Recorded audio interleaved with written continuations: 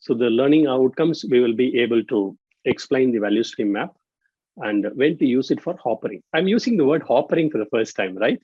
What is hoppering? Hoppering is nothing but filtering. Okay. For those who are Six Sigma people, you know hoppering very well, right? Y is equal to f of x, and x's are all causes.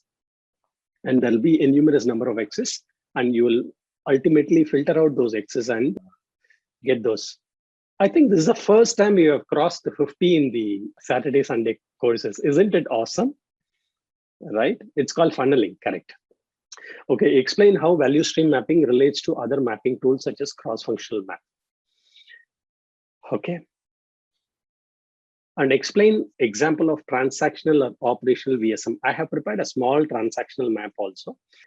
So we will create a current value stream mapping and identify Kaizen burst and explain the process to create the future state map. If you're here for the first time and if value stream mapping is new to you, my request is just go through this case study and try to be with the system for a few sessions. This session might be 2 or 3 sessions. And then we will start Kaizen practitioner blueprint. That will be a new learning for you. It will be very exciting. Then we will start 5S visual controls, and then we will start problem solving tools and techniques. Then we will come back to lean foundations and this thing. Once you complete the entire cycle, then you will be able to comprehend and connect all those pieces of puzzles and dots. All right, so this is the hopper that we are saying. In this session, what I will do is I will only take you through process of value stream map. Okay, I will not share with you how the calculations are done. I will leave it as a homework for you to do in this week. I'll give you the complete set of information for you to be able to do the value stream mapping yourself. Whoever wants to try, you can try it on your own. So we call it as a strainer that separates waste from value added. And the pulls the remaining waste into recognizable lumps and then feeds the project hoppers full of improvement projects. Okay. So this is one different representation of value stream mapping, which I had not told in the first case study. If you find this interesting, type interesting in the comment box. Let's go. Now it's got value stream mapping in manufacturing has material flows, process flow, and information flow. Okay. So customer, if you see here, typically the customer gets from distributor, the distributor gets from the factory, and the factory gets from the supplier. Clear? This is very simplest model of the value chain. It's the simplest. I would try to, because people here are from various backgrounds. You might have been from, a fresher from the college, or you might be from 30 plus years of experience. You might be from IT industry, you might be from different industry. So I've tried to make this slide to ensure that it addresses all. So people who find it too simple, just be with the system for some time. People who find it too complicated, again, be with the system so that once you go through the entire cycle, you will find all the dots connecting. Okay, non-manufacturing. Customer, then transfer of information happens. Customer and transfer of information happens. There is some processing that goes here, and there are suppliers of information. Okay, this is clear, type clear in the comment box. The simplest form of representation of a value chain of transactional listing. Supply of information, processing of the information, transfer of information, and user of those information. Okay, right. So this is the simplest form that I could put. And we have seen that this map was the one that scared us in the beginning. So we said value stream mapping is a fundamental technique of lean, the process of directly observing the flow of material information, detailing the relationship between them visually and envisioning the future state with much improved performance. Let me break down this step by step. So it's a technique of lean. All of us know it's a tool and technique of lean. Lean, as we say, it is only a thinking process. And the thinking process is to enhance value to the customer. Why should we give value to the customer? The customer sees value as the right product that they get, the quality that he has in his mind, the price at which he wants, and the time of delivery that he wants. Example, pizza. What is your favorite pizza? You can just type your favorite pizza in the comment box, okay? So you want exactly that pizza whenever you order. particularly COVID times, we all order in Swiggy, right? No, we don't probably. Okay. But then if you want to order, you order it. So you want the right product and you want the right quality. And what is the quality that in the pizza that you want? What's the quality? Probably the temperature. It should be crispy. It should be hot. Okay. It should be crispy. It should have the tasty.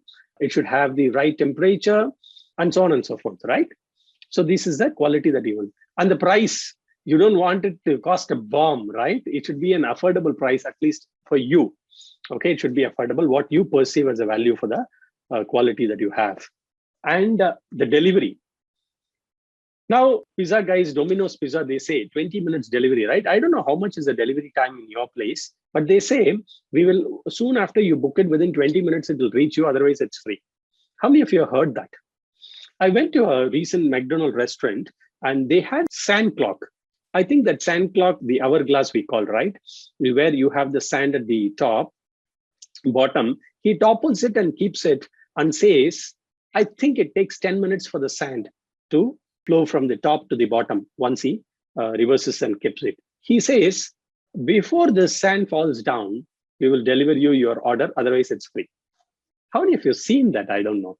So the point here is this. The point here is everyone is trying to gain competitive advantage by a unique way of giving it on delivery or on the price or on the quality or on the differentiating product. So now, why did I say this? I said this because the value in the eyes of the customer is something that you should identify. And we should see in our range of products, in this case, pizza as a value stream, we are trying to map out the process of pizza making. The process of pizza making, I don't know. Somebody can help me type the process of pizza making. You can type process 1, process 2, process 3, process 4. And then we know the process parameters for each of this for pizza making. And you know, information flows, and then there is a timeline of delivery. Once you add all the times, there is a total time, and there is a value added time. So value stream mapping is a fundamental technique of lean that the process of directly observing the flow of material and information, and we have the process flow here, and the material flow here, and the information flow here, detailing the relationship between them visually, and envisioning the future state with improved performance. By seeing the current state, you can identify opportunities for improvement, and you can draw the future state and work out an implementation plan from going from the current state to the future state. Is this explanation clear? Type again 9 or 10 if it is super clear. So we had already spoken about some 4 steps, which is create the current state map, identify the waste in the value stream, create the future state map, identify gap between current state and future state. So the output is a visual representation of a process flow, information flow, material flow. Then we calculate the lead time, process cycle efficiency, takt time, and identify opportunities for improvement.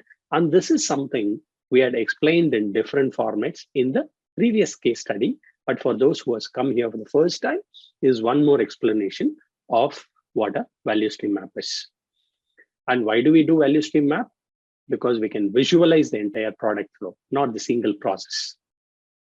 We can see the waste in the system. Waste, we always say it's a symptom only. Symptom, if it is unattended, would manifest into a bigger problem. It provides a universal language. What is universal language? Universal language is because it is all in symbols. For example, the universal language of on the road. What does red light mean? What does green light mean on the road? What does amber light mean, right? There's a universal language. In none of the countries, the red light means go and green light means stop, right? That's a universal language. Similarly, in value stream map, we try to have a universal language for we have the mapping icons and also the way of representation of the process flow, material flow, the information flow on the timeline.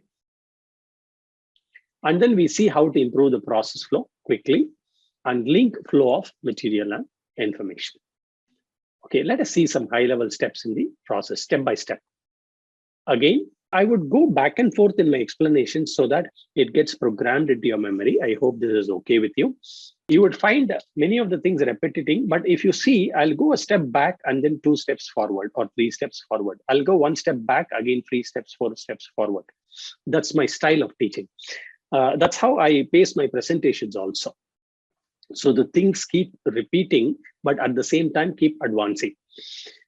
Okay, creating the current state value stream mapping summarizes the as-is situation, gathering all pertinent information together and identifying waste in the value stream. Now, last slide, you have seen just the steps 1, 2, 3, 4, but here I have written the details of the step. Identify the waste in the value stream. I'm asking the question, where the process breakdowns? Where are the information and material flows disconnected? And then the future state mapping, we are asking, future state mapping is defined using fundamental lean concepts, defines entitlement quality. We'll talk about quality at source, okay? Some entitlements, what is that we should actually be achieving, the targets? Identifying the gap between current and future state mapping. What are the activities? What are the projects that will be required to really start the transition or the transformation from the current state to the future state? And this becomes the improvement plan.